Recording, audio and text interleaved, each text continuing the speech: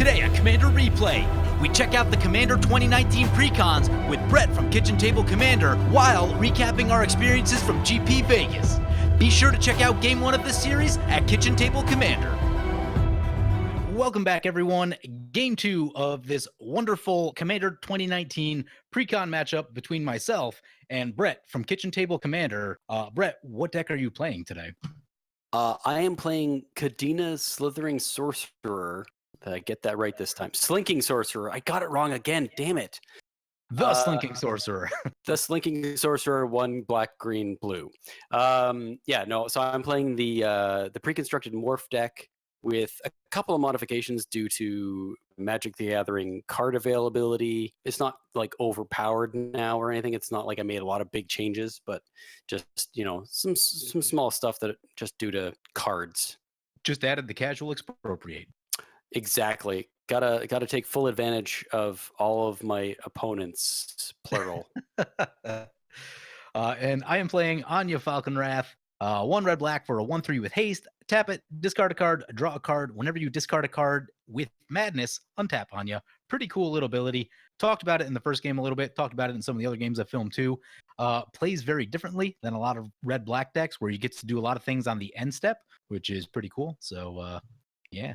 Agreed. So for those just joining, we had a lovely discussion about a lot of the stories from GP Vegas in the first half of the video, or in Game 1 of this series, and we'll basically just pick those up right here and keep going. We were talking about the panel last that you got to be a part of. Yes. The match game, it was called.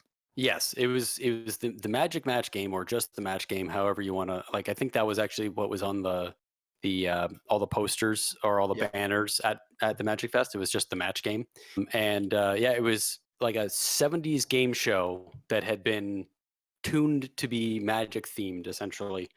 So it was a panel of content creators of all descriptions. Jerry T was up there for a bit. Who else? We had a bunch of cosplayers up there. Yeah, so the initial panel was Jerry T, Nissa Cosplay, Olivia Gobert Hicks. There was Jessica from Inkland Customs, myself, Megan from Good Luck High Five, a wild Ben Ulmer from Loading Ready Run, and Connor from Spice 8 Rack, who is a fantastic human being. Yes, he is. I got to have breakfast with him that one morning. You were there too. Yes, obviously. yes. And yeah, he was great. He was an absolute delight to hang out with the entire weekend.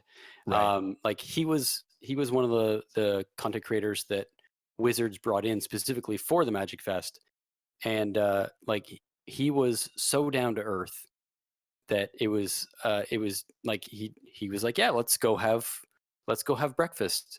Let's have a drink, or let's have a meal or something. And it was just like, hey, how you doing? He was just like chilling out. Yeah, he was super cool. It was really, really nice getting to meet him. So yeah, it was fantastic. But yeah, sorry. So those were the panelists initially. At one point or another, we ended up getting Jess from Inkland Customs had to go back to work because I think that she was actually on the panel as part of her break. So, so she had to go back to her booth because she was selling tokens. Fantastic work she does, by the way. And she was giving out. So part of her responses to the prompt of the game were drawings. So if you were one of the audience members that came up to give your own response to the prompt, you would get one of her drawings, which is really awesome. And she draws so quickly. I did not realize how quickly she could pull those off. That's what you call talent. Oh God, yeah. Like I super respect for that talent right there, because it's I cannot do anything that quickly, let alone well enough that people would want to pay for it. Right. So that's a thing that is just like wow. But yeah, so the idea was the host of the show, in this case Tappy Toe Claws, would give a prompt, and it would be something like what's going to get banned in the next banned and restricted announcement, something silly like that. You and I had the same answer to that one. I didn't get to go up or really participate, but I had an answer, and then you literally showed the answer that I was thinking in my mind. What card would you ban? Island. Islands. Get them. Yeah, yeah. Anything with the word island is now banned at my household because I have that power apparently. Oh, that would be so magical. Oh, literally Imagine if this was, magical. you know what I started thinking about? Imagine if it was a 4-color game, how different it would be. Oh yeah, I mean they did their best to make it a 6-color game at this point, Yeah, but they did make that attempt one time. I think it did a pretty good job. Honestly, I think wastes were probably the best option, and it made sense thematically for the set that it came out in. And I think it's not like it doesn't break Magic's color pie, and it doesn't break the way people play the game in theory, because and I mean I'm looking at my board right now, and I've got a land that originally would have just cast, like you would have just gotten generic for it. Like Yavimaya Coast would have just been tapped for 1 generic mana, but now it's tapped for 1 colorless. So it kind of works with the old stuff. But I didn't like the way that they handled it. Like, I'm not against wastes themselves. yeah, I didn't like the whole changing of the mana symbol thing, though. Maybe it's just that I'm like an old crusty Magic player that's been playing too long, and I fear change. But like, I still call everything colorless. Like, I do not make a distinction between colorless and generic. that's fair. That terminology. Like, I understand that if you want to cast Kozilek the Great Distortion, you need 2 mana that does not have color associated with it. Yeah. But for the naming convention of it, like, does not work for me in any way. Yeah, I know, I totally get that. It's it's a tough one because it's like everything else was colorless and now it's generic. So they had to change the name of what people were already using, Right. and then give it a new symbol entirely. And like the symbol I think is fine, but it's like you've now just added another thing that if you quickly glanced at something with the colorless symbol, you'd be like, "Oh, it's just like it's 0 generic mana for something." Like you wouldn't really question it too much. You know what I mean? Right. Like it looks, especially on like when it's small, like on my screen right now, some of these like the colorless symbols look a little more like zeros. Yeah. So it's a bit tricky, but I don't know. Yeah, like, I don't mind that they did it. I just I'm not in love with the execution of how they. yeah. Who knows? Maybe one day we'll get purple as a color. Ooh, yeah. I mean, there's been discussion about the purple. Oh yeah, I think many times. it would mess too much stuff up, I think. Probably. So let's say you go down that road of like adding a 6th color. The first thing that I think about is just that, like, every other color has thousands and thousands of cards available to it. This new color would have whatever's in that set. Basically, yeah. It would take quite a while before you could play anything. Right, Like, exactly. you couldn't build a commander deck for a long time. Right, and maybe you could do it in like standard or something where smaller card pool. But yeah, any of the bigger formats. Yeah, it's gonna be a while. Yeah. Yeah, I will proliferate for sure. Nope. I'll do that though. Damn it. I really want to play this card, but I can't. Oh. Okay. I'll pass the turn. Hold on, I gotta read this card. I don't know what this does. Okay. Okay. And oh wow, that's kind of crazy. Oh, I like crazy. Nothing to really madness. Yeah, I guess we'll bring it back. We got Sure. a Bloodfell Caves. Seems decent. Gain some Gain a life, yeah. Play this Miser guy. This Miser thing seems pretty OP in the right deck. Oh yeah, Bone Miser? Yeah. Yeah. It's like you can be making a ton of zombies even in this deck without much modification. Yeah. Yeah, this thing seems like the breakaway rare from at least this particular deck. Yeah. All right. So can I do this thing?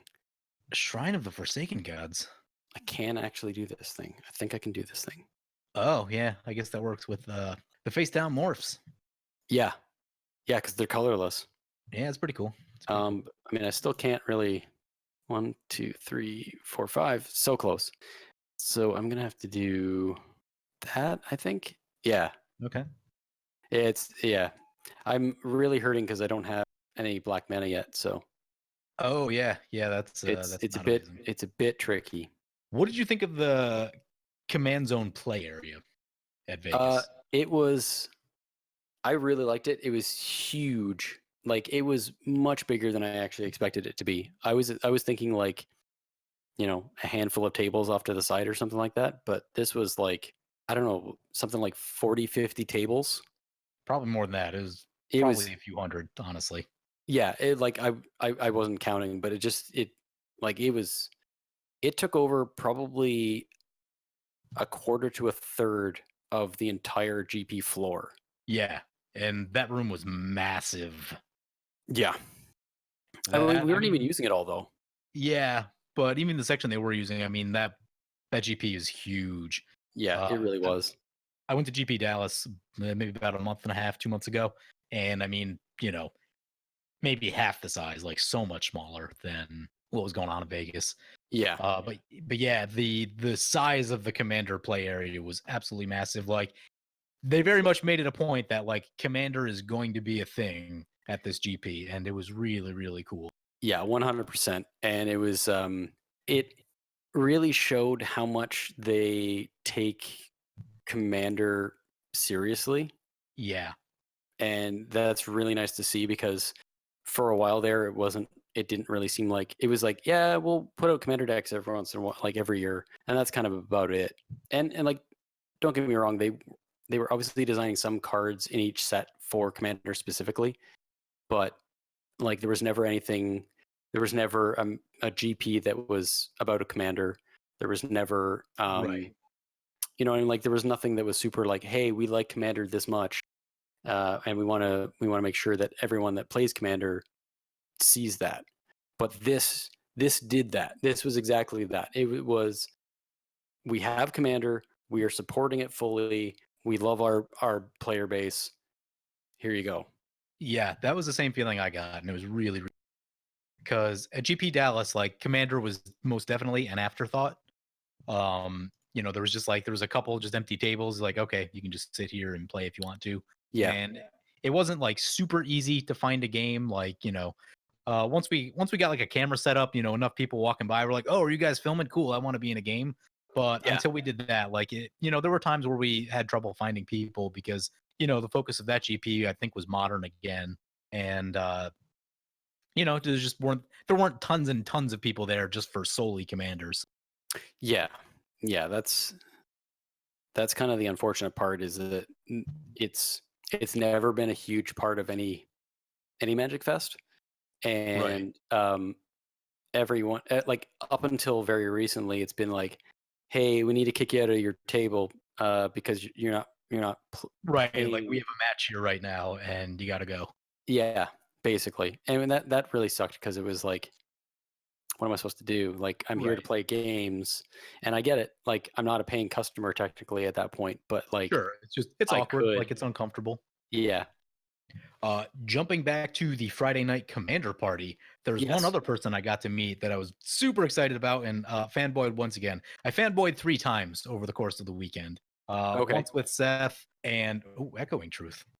And I honestly have a lot of black cards in my hand, and I have no sources of black mana, so it's kind of like one of the only things I could do at the moment. Yeah, I feel you, but that's a big tempo play. It's a 5-mana card getting bounced. Yep. Sorry, carry on. I interrupted. I'm sorry. Yeah, no worries. The other person that I got super excited about, and I didn't even I was literally just talking to my buddy who was playing at a table, and then I looked next to him, and I'm like, "You're Kyle from Because Science." He is a YouTube science channel that's like massive, and he was just there, just chilling, playing some games, and he was super, super nice, and I got to talk to him for a little while. He was staying in my hotel. I ran into him the next day. He was just like getting out of the gym and getting about to get changed and go to the GP, but super, super nice guy, really, really cool, and just like caught me by complete surprise. I was very excited. If anyone's familiar with him, he has very distinctive long blonde hair, so you notice him very easily. Like he just has a very distinct look to him. So yes, anyway, definitely.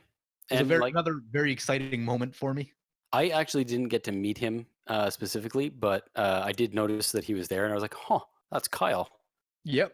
And he was at the, I think he was at the GP for most of the weekend. Yeah, he was. I actually saw him around in the Commander play area a lot as well. Yeah. Did you see a lot of the other big content creators in the Commander play area, not at the Friday night party? Um, well, I mean, I saw Shivam Bot there, and the other and Phil, his partner for Commanderin. Okay. I saw both of them there. Seth and Asian Avenger were there at some point or another. Okay. Meteor Golem, Meteor Golem was back. what are you destroying? I think we're going for the Guardian Project. Yeah, that seems about right. But yeah, and like obviously Josh Lee Kwai was there at one point or another. I got to talk to him for about 5 seconds. He was super in demand for the Everything ever. on-demand games, and yeah, pretty much everything ever. Okay, and so with good reason. did you play any of the on-demand games?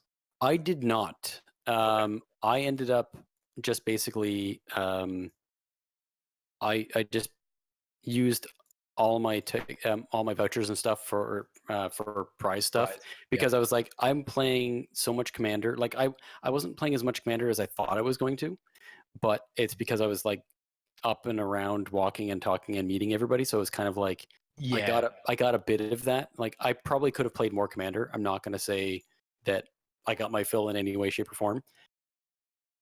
There it is. Right. I got it now. But there's others. Sweet, got that swamp. Yep. But yeah, I think this GP was more about other stuff. I think it was more about meeting people. Like when I went to GP Dallas, there wasn't like a ton of huge content creators there. So like, yeah, we played. I went with Joel and Commander 99, and we played 20 games in 3 days. Like we played a lot of Commander. Yeah, like when I was at GP Toronto earlier this year, I didn't play anything but Commander, and it was literally like we were in the last table, the last numbered table in the main play space. Okay. And it was myself and Commander's Brew, and I think they were sometimes they would take turns like going out a game so they could like eat or whatever, but it was basically like the three of us and some other persons, like some I don't want to call them random, but like some other person that just felt like, you know, coming down and sitting and having a game with us. Right. And it was like we played, like the second a game was over, we started playing the next game. And it was like we didn't even have time to shuffle up the decks in between. We just grabbed new decks most of the time. So it was I completely understand. Like it was the same thing for me at Toronto as it was for you at Dallas. It was just so much of the It's a lot of game. magic. It really is. It really is. And not to say that Magic Fest Vegas wasn't exhausting, because I don't know about you, but like I was out by like 10 o'clock every night. I was very tired, but we did. I stayed up late, really late one night. That was the night that I ran into Josh Laquai and Pleasant Kenobi in the casino area. Oh yeah, yeah. Oh, yeah, that was late. they were having fun that night. I was dragging the next day. I did meet a few. I did meet a few fans of mine the next day, and I was a little disappointed in myself for just being more tired than I wanted to. I really wanted to, like, you know, have a lot of energy, and not that it was like a problem, but you know, you know, I definitely wanted to put forth just a bit more. And like, oh, I'm really feeling it today. I'm hurting pretty bad. Yeah, no, I completely understand. That was a busy weekend, and it was a very draining weekend. Yeah. And so like for me, I'd be done at the Magic. I was done at the GP around about 6 p.m. each night. Yeah. And then it was straight into like, let's get dinner, let's go to a show. And yeah, so, you know, 10, 11 o'clock rolls around, you're like, oh, I'm so tired. Yeah, most of the time I didn't even do shows afterwards. I was just like, all right, I'm gonna go back to the room and just kind of like have a nap for a bit, and then maybe think about going and having dinner. Yeah. I'm too much of a sucker for touristy stuff. I love touristy things. And I should have. I mean, I really should have. It also made the trip super expensive. Like Vegas was one of the most expensive places I think I've ever been. Like, I swear, for me and Veronica, every meal was $100, and these weren't like $100 meals. These were just like, this was normal dinner. Yeah, this is something that would have cost you maybe $20, $30 back home. Exactly. Mm-hmm. Yeah, no, I totally get it. Yeah, it was There we go. Voldaren Pariah. Made its appearance. Madness that shit out. So that card is not actually. Where is it? So Voldaren Pariah not actually part of the deck. I determined that Eon Engine probably not so helpful in 1v1. Also not available on Magic Online yet. So made a little substitution right there. That seems like well, I mean, yeah, you haven't seen any of my other changes that I made, but it's literally 3 cards that for some reason are just not available. On Magic Online for any number of reasons.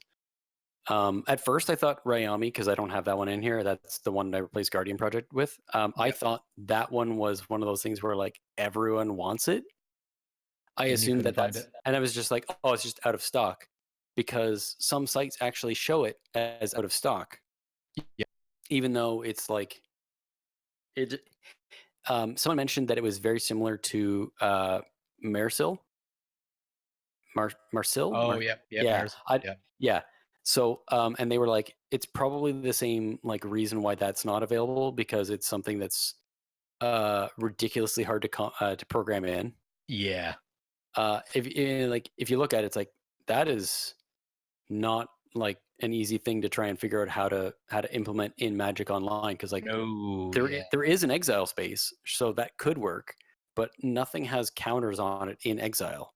Right. So, it's almost like it almost like needs its own space. That's I used to work in software development, and that's just like a headache to solve. Yeah, you're looking at that, you're like, okay, well, so that's like, and you have to completely redesign Magic Online for 1 card or 2 cards in a supplementary set. That sounds like something that's super low on the priority list. Right. Oh yeah. Bring back the Bone Miser. You and your Bone Miser. I got to find a way to actually kill that thing. Was this the 3rd appearance right here? Yeah. It's too bad it doesn't have an enter the battlefield effect, because that would be winning. You'd be getting you're already winning, sir. That I am. Yeah. Do you have Bane of the Living, Toxic Deluge, something like that? You're gonna want one. Yeah, no, I definitely am.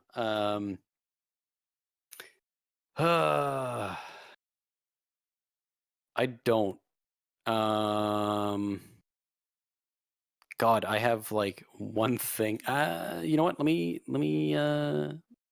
do this. Do I want to? Yeah, no, I can't. Wait, can I? Wait a minute. No.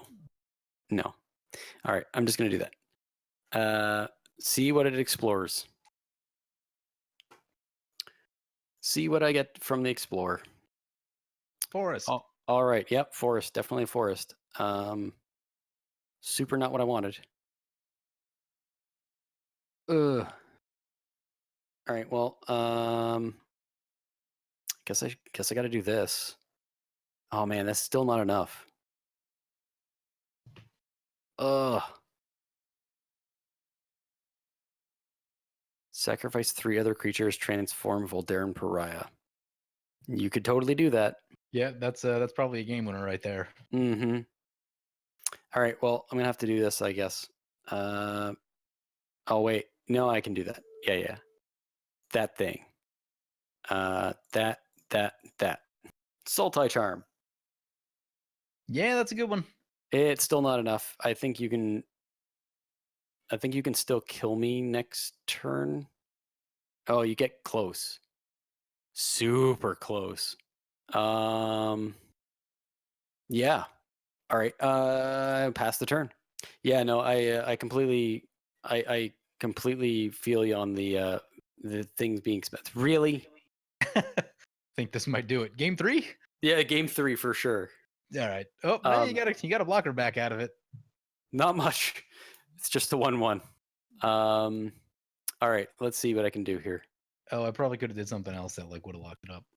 Oh, that's so close. Yeah, you know what I'm gonna do? I'm gonna do this thing, and I'm gonna do that, and that. And I'm gonna biomass mutation the hermit. Oh yeah. To make it a 2/2. Got the 2/2 to really do nothing. I didn't do my math right, so that's great. But whatever. Yeah, I'll block your 4/4, I guess. Force the issue right here. Down to 1. Down to 1. I might make this work. Don't crack a fetch. Yeah, don't even tempt me. I'll do it. I had a friend who he was at 1 and he was playing a combo deck, and this was on video somewhere.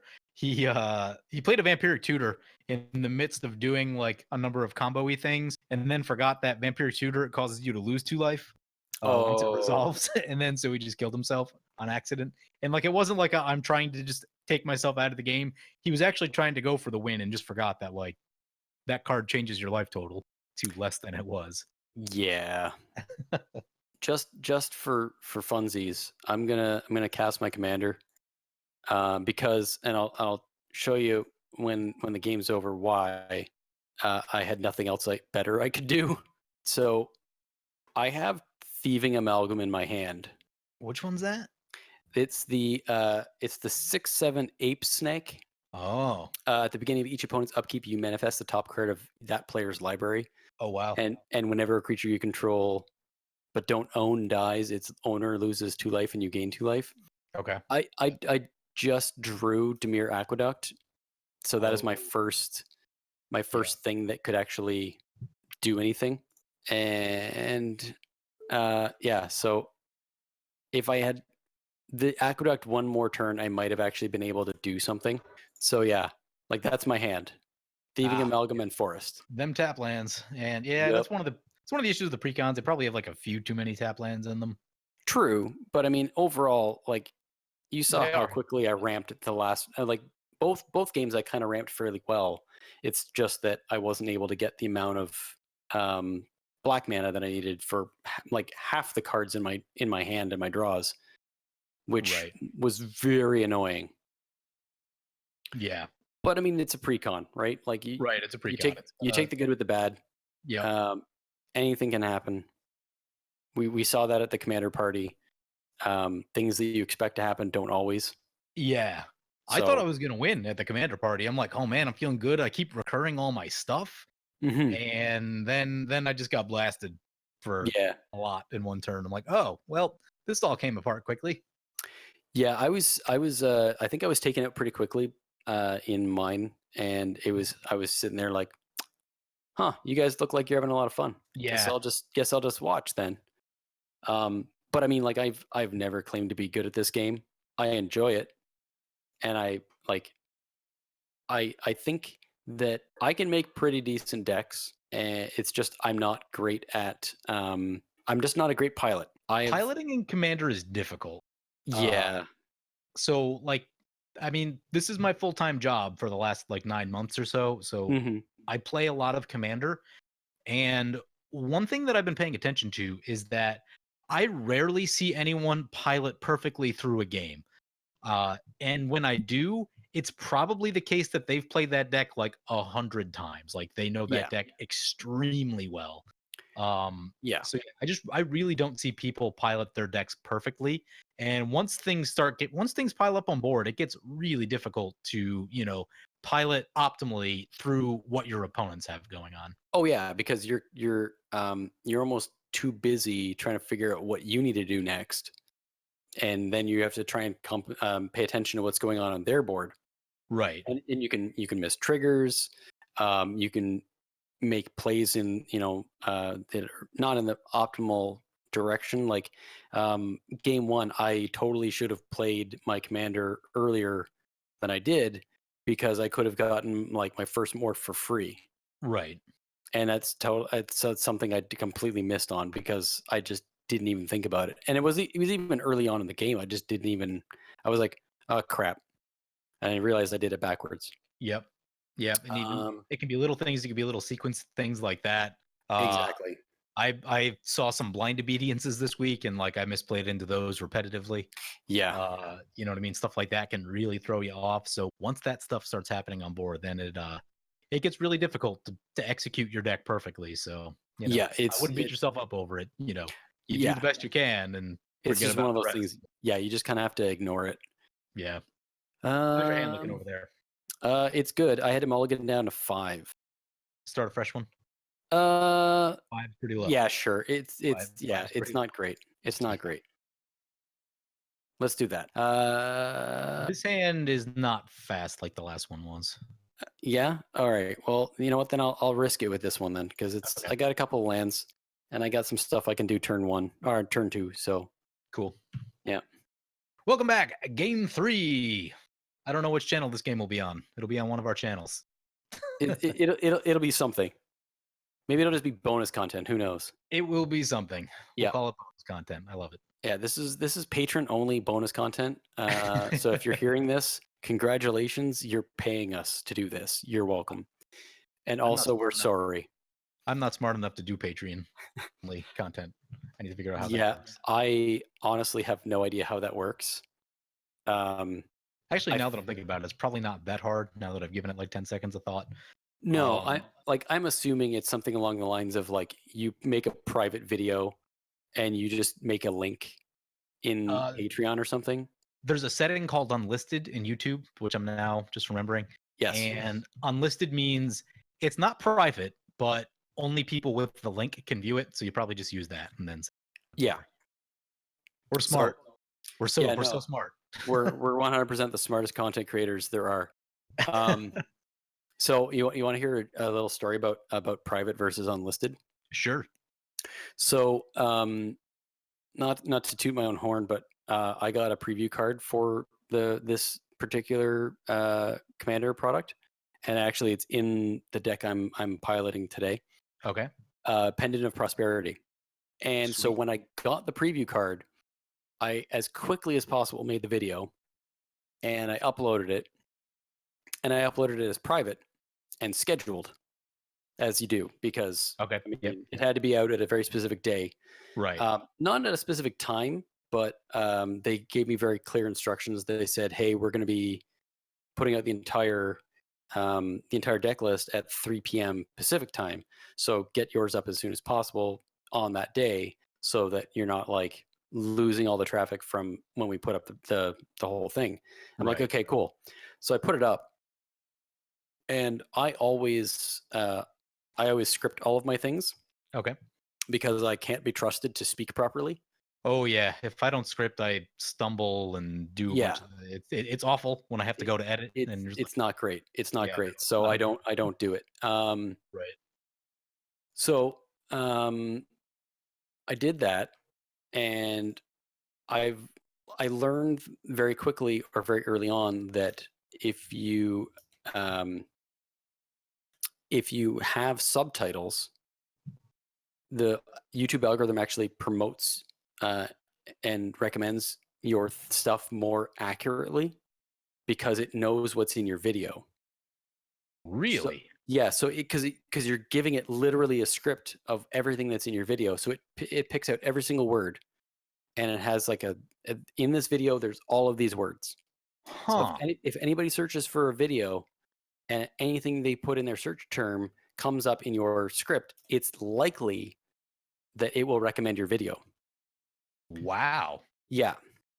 So I learned that. I watched a panel that Wedge and the Professor did with, I think, Jeremy Knoll at an SCG con. And basically Wedge was like, "Hey, I have a friend who works at YouTube, and this is what he told me, or what they told me, I should say." And it actually checks subtitles first. Huh. So the order of priority that the YouTube algorithm uses is subtitles, then video title, then description, then tags. So if you have subtitles, it's more likely than any other function of your SEO, attempts to actually give you what you're like to be found on a search. Wow. So I always do subtitles, except for something like this where it's really hard to do. I'd have to get like a subtitle or a transcript service to do this. Yeah. So I just don't bother with these because I'll let the automatic subtitles do their job, even though they're terrible. I'm just gonna correct this. So I put that subtitle up, and YouTube's not great in the back end at recording metrics very well. Like you'd think they would be, Yeah. but they're not really that good. And if you, I'm just gonna, should I do this now? No, I can't do that now. But if you go to add subtitles and you want to match up your timing with your video and the subtitle, it counts as a view. Really? It counts as a view. So the more times you do that, the more views it racks up by default. So if you go in and you add your subtitles, it counts as a view. You change your timing, I think that separately counts as a view. And if you go in and you add your end card, so like your subscription button and your video or playlist button that they give you the option to add in there, that counts as a view. If you go in and add the little information button in your video to link to something else, that counts as a view. Huh. So when I had my preview card video up there, going back to that, because I kind of got off track discussing the back end, but so I went and I went in and I went on to just check. I don't know why, but I just went to check, I guess, all the other metrics for everything else, and I saw like 3 or 4 or 5 views on the preview card video, and I had an absolute mental breakdown for about 15 minutes because I was like, oh, I'm in real trouble now. Oh yeah, because thought, you're like, why are there yeah. 5 views in this? Although you weren't like, because if you refresh the page, like even when you're just in the info, getting your video set up, if you Yeah. refresh the page, it will count that as a view. Are you sure it wasn't counting that? No, it was. It seems to be that when you add subtitles specifically, I've noticed this one. The more times you like, if you go in and do it, it counts as a view. And I'm pretty sure all those other things also count as views. So it's like it added up very quickly. And I don't really do that many refreshes. Like when I'm uploading the video, and I change those settings. I typically only do.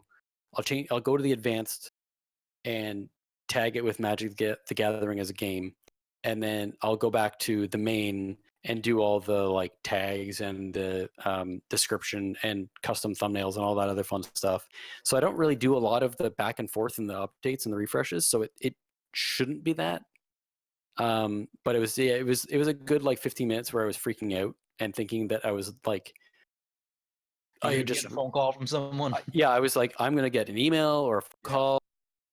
Like Wizards is just going to disown me and I'm never going to get a preview card or any kind of like, I might as well shut down I was like, all right, how do I delete my channel? Yep. It's over. I'm done here. And then it was like, so I was like, all right, how do I make sure that nobody can find this thing? How, like, even the people that have it already, like, how can I like do it? And I was like, all right, well, I had it at private, so I'm going to go to unlisted. And I was like, because I was reading the description and it's like, you can't even, I think it's private, you can still search for it, but if you go to unlisted, it can't be searched for. I think you got that flip flop. Private the other way around? Searched, yeah.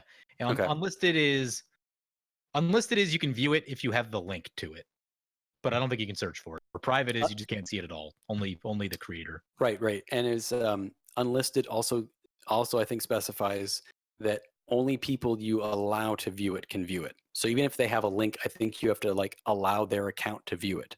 I'm not sure about that. No? Okay. Maybe that was just the way I interpreted it, but it was like, okay, that's what I need. I need that right now. So, yeah. And then I was like, oh, I'm just dumb. That was like, it took me a good couple of minutes afterwards, and I'm like, oh yeah. No, that was just me adding subtitles. Yeah. Huh. Well, I'm gonna have to start adding subtitles and stuff because yes, no, I absolutely recommend it. All I do, so when I do subtitles, I'm usually typing up my script in Word, and then in Word I save a copy of it as a TXT file. Okay. And if you, I've noticed that the way Word converts into text files is a bit weird. So if you have things with if you have contractions where you have apostrophes, it doesn't convert that properly unless you allow for character substitution. So there's a checkbox you always have to kind of make sure you hit. Okay. But once you do that, you just upload the text file and go into the back end and sync. It usually does a pretty decent job of syncing up your words with your voice. So I wouldn't worry about it too much, but it's definitely a benefit to have. And I actually had someone thank me in the comments for putting subtitles because they're deaf. Ah, yes. They're like, I'm so thankful for you for putting this up there because I can't hear anybody's content, and this is the only way I can actually enjoy this, like any kind of content like this. This is how 100% of how I use YouTube is with subtitles on for this reason. And I know I have a decent number of international people that watch me that like English isn't their first language, and you know what I mean. So having subtitles and being able to translate, like they can get the translations too. I know that would be helpful to a lot of people. So that's a thing that I'm going to be looking into after this little discussion. Definitely, I highly recommend it. Shifting back to the game for yes. Curse of Fool's Wisdom, I actually played on James from Loading and Ready Run at our Friday night party game, and he promptly Magist of the wheel and like basically Nekusar'd himself to death. Oh, that's it was brutal. pretty wild. And my life total hovered right around 30 or 40 all game, I guess, because I kept gaining life. Nice. Pretty nice. And you know, I took some hits from stuff and it's like, nope, just gain that life right back. Cool. Yup. Fun little card in the Precons. Maybe, well, probably not going to have so much of a home outside of the Anje deck, but if you can play it for the madness cost, not too bad. I mean, it seems like an auto include in Nekusar. Oh yeah, like that's just another Nekusar. Right. I might actually have to pick one of those up. So I have a Nekusar deck, but it's not like the typical Nekusar deck. It really is just there for the colors. Okay. And the added value of the kill you slowly. Yeah. But it's the deck is it's basically like all I wanted to do was build a deck with all the Grixis Eldrazi because they seem like from the Battle for Zendikar block. Yep. Yeah, because they're all devoid, so you can't really target them, or you can't get protection from them because they're not actually a color. Right. But like they all had some sweet abilities. That's so cool. yeah, so Nekusar is just there more for the colors than anything, but at the same time, like, why wouldn't I? Right. Just because it's like such a sweet like ability. Oh yeah. Do I want to do this? I don't know why this is even like in this deck, except for the fact that it's a morph. No, I can't even do that. Yeah, I'm gonna pass. But yeah, no, like it's Nekusar is great. I really like the mechanic, and I've played against some really broken Nekusar decks. Oh yeah, I have two. Yeah. It's a deck that used to really drive me up the wall, but as I've like become a more mature player, and I run more removal now, the deck, even a good Nekusar deck can fall apart to like the things they're doing are relatively mana intense. And if you keep Nekusar out of play, if you keep, the one big thing out of play, Underworld Dreams, or the similar effects for it, Or Temple Bow. Yeah, they're not going to kill you that quickly. No, it's like it really only does 2 damage to you a turn, unless you're doing lots of card draw, and that's like if you're doing lots of card draw, I blame you. It's not Nekusar's fault that you're killing yourself. Right. So this Violent Eruption card is interesting. It popped onto my radar once I started playing this deck, and I've been starting to think about it as a Sunforger target. I'm like, 4 damage to any number of things that, that's it's pretty flexible. That's some pretty flexible damage dealing. Yeah, and you just killed my Gift of Doom. I was ready to just like do a thing. Who do we got? We got Death Mist Raptor and Gift of Doom, both shot down. Yep. Oh well. I don't actually know if there's a way to get Gift of Doom back from the graveyard in this deck. There probably isn't. Oh don't no, know wait, those there that well. is. There there? is. Yeah, remember I had that. Oh, There you was have like you have the Ringo one, back. yeah, one of the earlier games we had that. All right. Oh crap! I forgot to do the other thing I meant to do. Well, oh well. It happens. I guess we'll try this thing. I like trying things. I'm gonna pay for as much of it as I can because it's expensive. This is not 40 life. This is. Ooh, Yep. ooh, There's crit. Kirik, son of Yawgmoth. Have you played this guy at all yet? No, I actually never got a chance to. I didn't live long enough to get to draw him in the game I had at the commander party. Ah, yes. It's So yeah, it's a powerful commander. that it is. The 2 games that I've played it basically just eats removal, and when that happens, you just find yourself with a really low life. Do that much. Yeah, You're just like play your commander, and there's one of these in every set now. It's play your commander, nope, shoot that. And basically, yeah.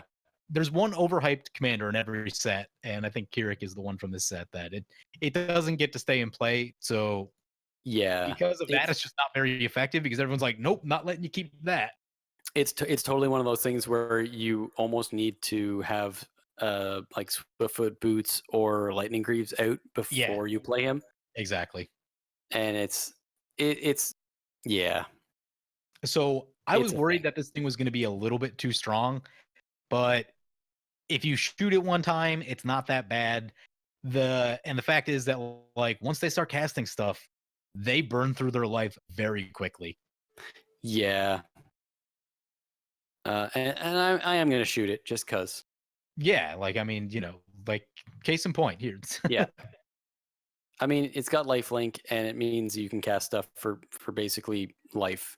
Yeah. So And with the curse out, the life is actually not that, but yeah, yeah, without and some sort of life gain effect, that life hurts pretty badly. So. yeah, But yeah, I wasn't super impressed. Like I think, in my opinion, I think there are probably other better mono black commanders, especially if you're trying to do like the high power combo thing. oh yeah, Now it has a lot of potential. Like there's a lot of potential for it to be broken, but it just attracts so much attention to itself that it's hard to keep around. yep, definitely, opinion, so. definitely. I think I'm gonna have to start swinging because What? I know, right? Let's see here.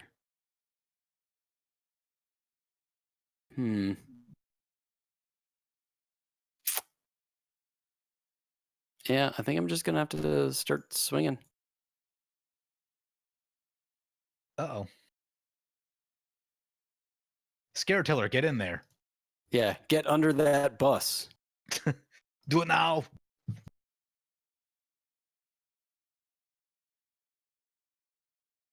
All right. Down to 31. So close. And oh, that's a thing that we could do. Sure. Yeah, let's try it. Things are good. Things are good. Let's try. Do we want to do that? Okay, let's do this. Discard this a Phoenix. Get a Ooh. counter on the Grimoire of the Dead. Yep. Grimoire. Yeah. Oh, 3/3 I can already see flying the haste. comments now. I can already see the Oh comments. man, they are gonna be brutal. Yeah. We got a tap land. Play the old tap land. That Phoenix seems like a good thing to be discarding right now. Yeah, I meant to do it before I cast my commander, but we got talking about something and forgot what I was doing, and That happens. these things happen.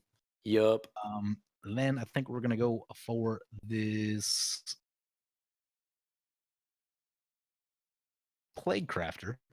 Oh, It's back. oh no. It's more Plague Crafter. All right. Well, I mean, that's a thing I'm gonna have to deal with.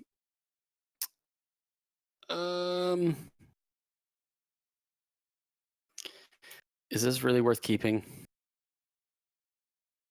The Sponge. Yeah. It's a weird card. It's a weird card. I don't really know how to evaluate it. Yeah, it really is. It's like it could be good.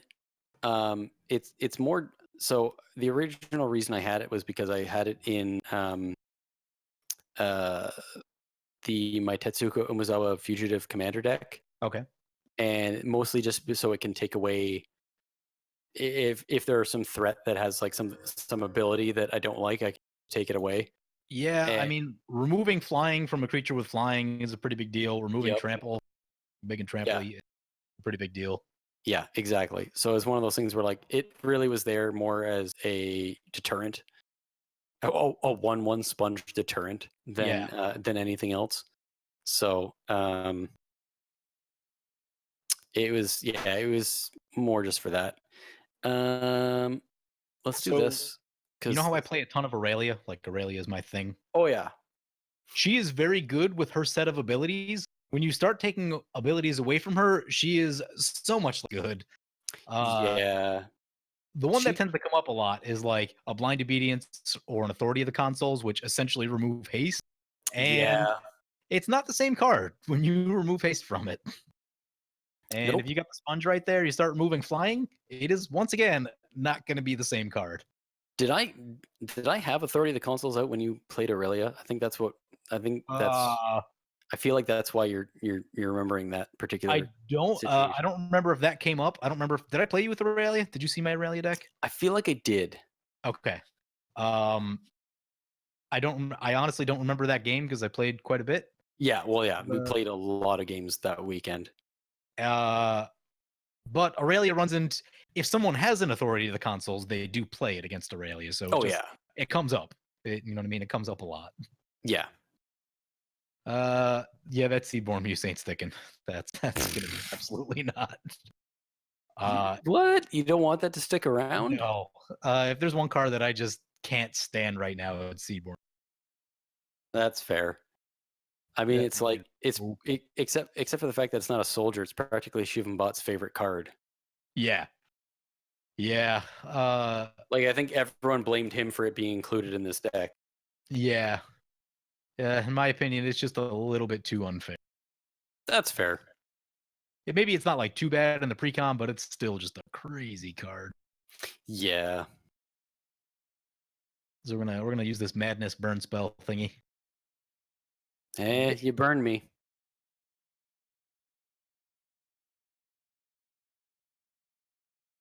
I really want to see the art direction that they give whenever they need to make a new burn card. No. More fire. Yeah. Just include nothing but fire. It's fine. Like one of these days, it's literally just going to be the everything's fine meme. Oh yeah. They're just going to give up. They'll be like, you get this now. What else are we doing? Are we doing that? I think we're doing that. Let's activate this book thing once again. You booked. I booked. Grave Scrabbler. Yes, because all right, we'll do that. We got an untapped trigger on the stack. Why not take advantage of it? Sure. Oh no, wait, nope, that's not gonna. Oh, it's Madness 0. Yeah, no, we're good. Madness of 0. That's literal madness. This is madness. We'll get another Anja trigger. So this is what I was talking about, like these cool little things that we can do at the end step. You get these really interesting stacks. Cast with Madness. We'll get back the Keurig. Yep. Seems reasonable. That's a ridiculous. Whoo boy. Okay, I think we're out of things to discard. Although now we got this Grave Scabbler. Although may return target creature card. You can take another creature card from the graveyard to the battlefield. I can, but I got the one that owner's I really hand. wanted. Owner's hand. Hey, what does it say? Enters battlefield. May return target creature card from a graveyard to its owner's hand. A graveyard. Weird. Oh boy. That is weird. Oh boy. Let's get this Playcrafter. That seems pretty savage, right? That's a good one. I was thinking you were going to take my Death Mist Raptor for a second there. It goes to its owner's hand, so you would get it. Does back. it? Yeah. I don't know if I don't think there's any way to like take another person's card and put it into your hand. Oh. As far as I'm aware. Yeah, you're right. No, it does say owner's hand. So yeah, that would just give it back to me, which would be great. I'm not going to say no. Pay for this thing. Yeah, it'd be really interesting to see like somebody putting something of somebody else's into their hand as part of the ability. That's the problem there is that like now people are walking home with it. And Yeah. I don't think anyone wants that. So No. Although, I mean, like, how often do people have the same color sleeves? I guess it's kind of common. yeah, but I've gotten like pretty far into packing up before someone like realizes that they have a card that's not theirs. So That's probably true. yeah. I'm gonna do this. Oh, what is that? Okay. It's not super great, but it's at least something. And then I will probably do this. Think I got enough? Yeah, I'm good. There we go. Oh, Yes. getting some saplings. Yep. Nice. It's gonna give you some meat on the board. Yep. You can draw a card. And I get to draw a card, which is always awesome. Take that 2 damage. Yeah, I guess I will. I can't believe the amount of value that Anja is able to generate. Is really crazy. It's just like you don't think of red black as like value colors. No, not typically. So pretty cool. So I got my saprolings. All right. So I'm feeling pretty good. Yeah, you're looking pretty good about over this. there. I think I'm gonna do this because this should be my first. Yeah, there we go. Freebie. Lose some life. Yep. Cool. That's a thing. All we got to do is stall out now. This curse Yeah, of wisdom will get us there. keep me drawing cards, and then we're fine. Yeah. All right. So you got a 2/2, a 2/2, and a 1/3. I mean, sure. Let's go to combat. Uh-oh.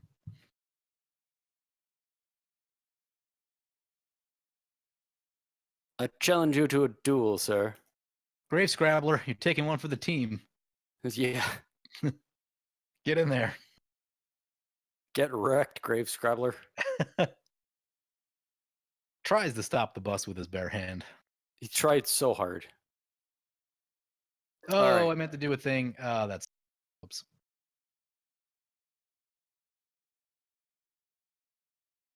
Let us.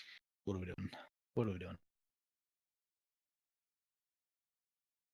Play the. Oh, we can pay life. Yeah. Yeah, I was gonna say just play all the black spells and then not pay for the mana. Yeah. That's a great idea. Let's do I mean, you only have one black. No, you have 3 black sources. But I would just you got a totally. Death Toucher?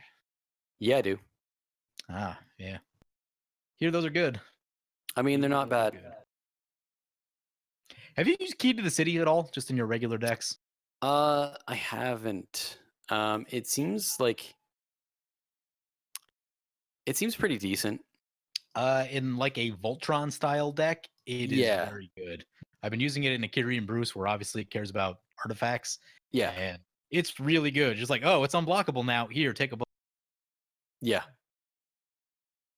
Unblockable, pretty good. Yeah, like that's one of those things where Key to the City would be great in any commander damage style deck because you just make it unblockable for discarding a card, which doesn't seem all that bad if it's not necessarily situationally useful. Right. And I mean, it's essentially looting if you pay for it. Yeah. Yeah. And I mean, in this deck, it's great because all you want to do is discard cards anyway. Right. So it's very thematically good for this deck. And you can maybe get like an Anja like commander win if you really tried hard enough. If you went 20 turns. Yeah, that's a pretty long game of Commander. I mean, I've had some pretty long games before, and I think turn 20 is pretty attainable depending on the power level at the table. It can be, but a lot of things need. I don't know. I haven't seen turn 20 come up all that much, in my 400 or so games on YouTube. Turn 20 has happened like 2 or 3 times. Yeah. At my own personal table, I think I've probably had a turn 20 once or twice, but I can't say for sure, mostly because I never actually count the turns. I know people at my table will be counting turns because they like to be fully optimized sometimes, but I'm just like, I can't be bothered to try and remember whose turn, like which turn is which. I try to keep like a general sense of it. Not that I'm like counting to the T, but I'm trying to just like keep an eye. Like, did this game end on turn 7 or did it end on turn 10, or is it like well after turn 10? I try to at least like track that a little bit. Yeah. Kind of need to like, I need card draw now. Meta cards. And I know whose fault it is. It's that stupid book. Oh yeah, 100%. But I guess we're gonna play this thing.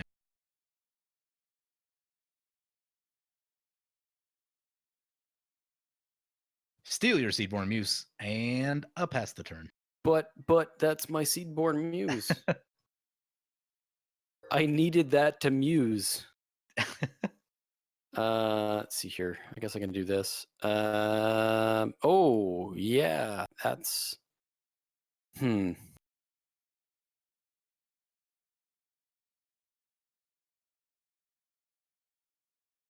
Hmm.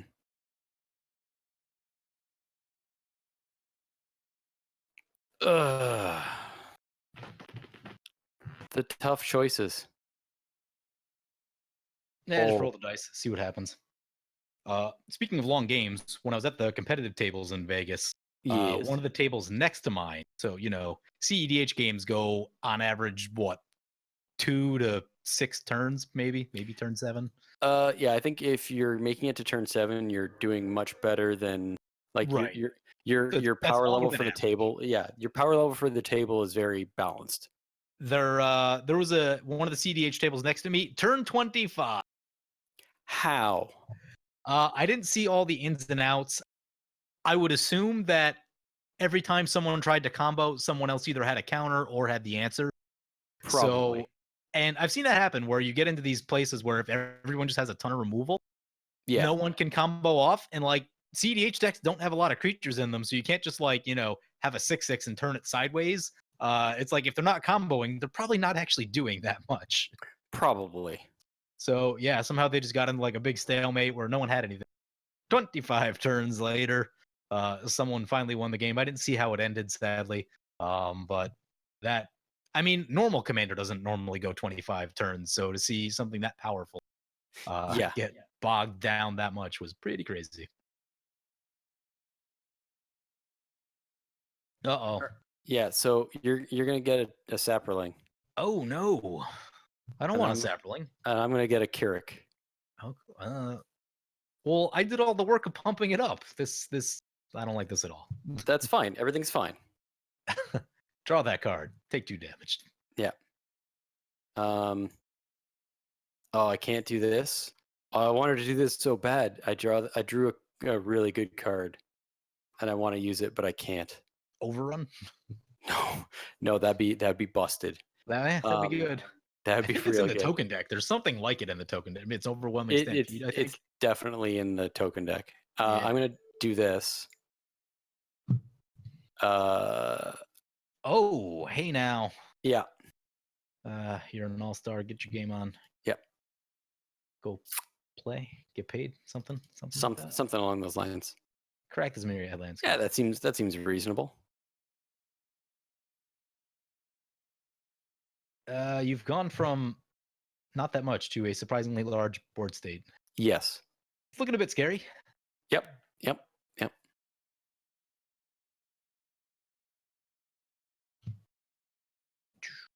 All right, let's get some swamps. Schwamps. Swamps. In fairness, though, you're at 30 and I'm at 9, so Yeah. I'm not but, sure you if this has turned the tide enough. I mean, one big hit, you'll cut my life total in half. So Fair.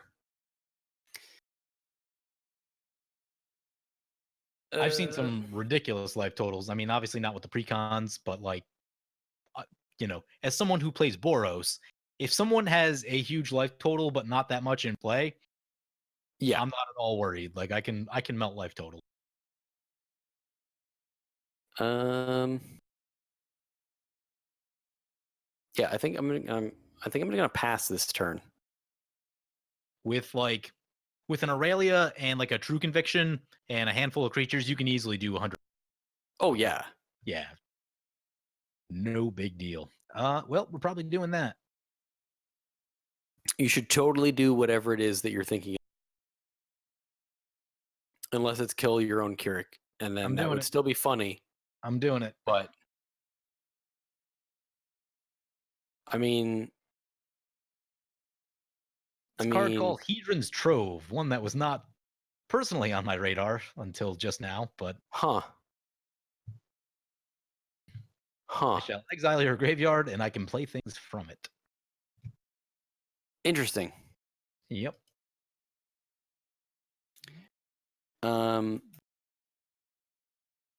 You may cast non-land cards exiled with it. You can't cast more than one spell this way each turn. Okay, so you can do them all, but you can only do one a turn. Yes. Okay. All right. I'm gonna be needing this Keurig in the graveyard.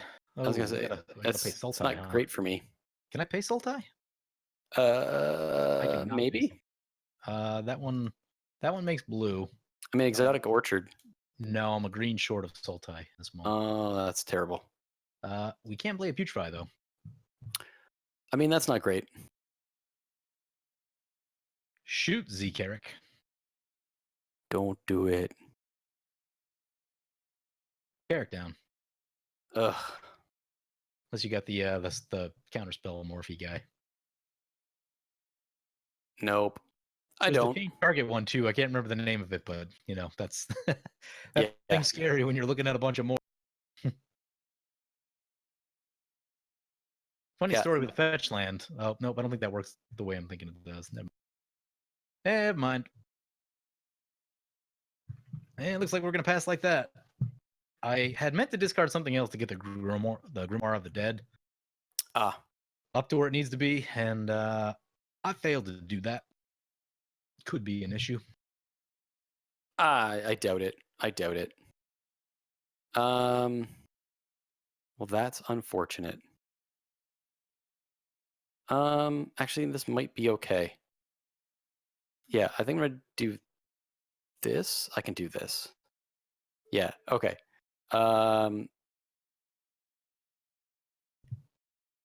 Do that. I need one more. I'll do that. Do that. I pay this ridiculous cost. Villainous Wealth. Oh, it's a hex. It's a hex.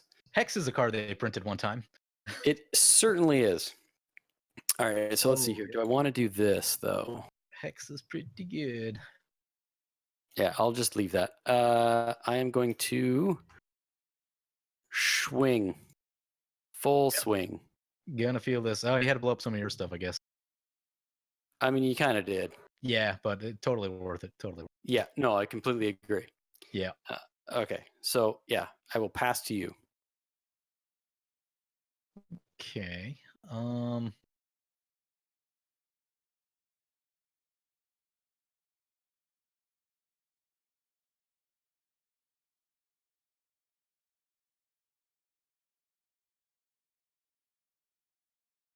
You may sacrifice. Oh.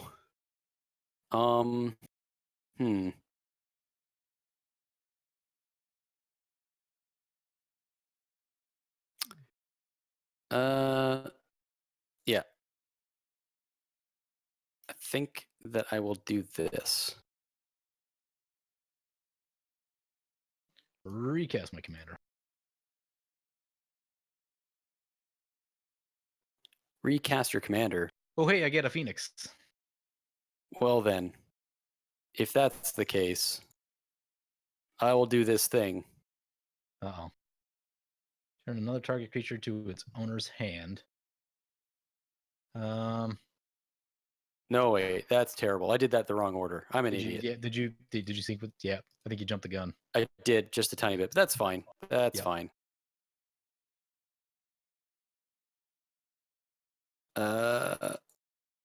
Yeah, that. Okay. Okay. That's fine. Everything's fine. That's Never didn't have it. Yeah. Still seems very reasonable. Yeah. Yep. Oh Down boy. to 5 though. Yeah, that curse is really. Whew. They better find some enchantment removal. Yup. Do they print like naturalize in that deck? Anything like that? You know what? I don't know. I think maybe Seems like it should be in there. it seems like a pretty common, like it seems like one of the more reprinted cards. So it's Yeah. entirely possible it's in here. I know there's a bunch of like other cards that are similar to it, but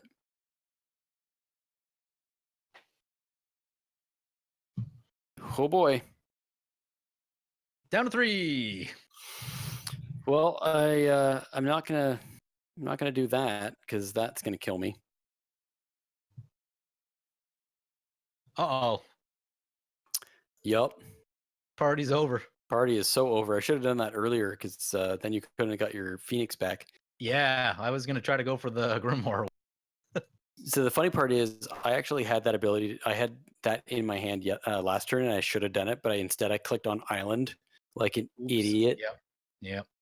So that's a thing. Yeah. But whatever. Oh man, that's. Oh boy. That's that commander's gonna kill me. Don't kill me. Don't kill me.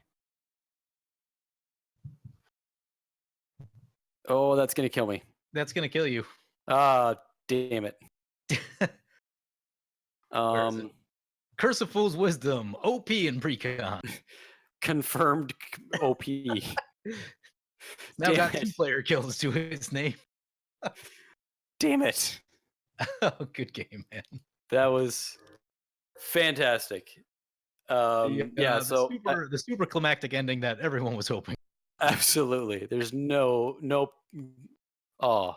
Willbender, that's the one. Willbender is a terrifying card. Yeah.